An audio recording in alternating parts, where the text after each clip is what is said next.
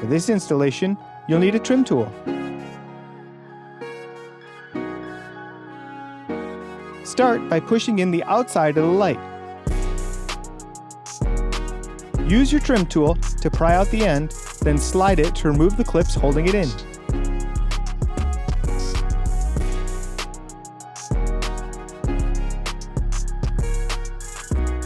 Use some tape and wrap it around the incandescent bulb.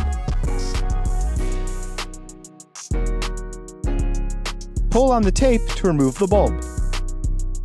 Install the LED bulb. And then repeat those steps for the other side. Push in the outside of the lens and then use your trim tool to pry the edge free. Wrap tape around the incandescent bulb and pull it out. Replace it with the LED bulb and then test it. Replace the lens. Slide in the outside first and then push it in until it clicks in place. And then do that for the other lens.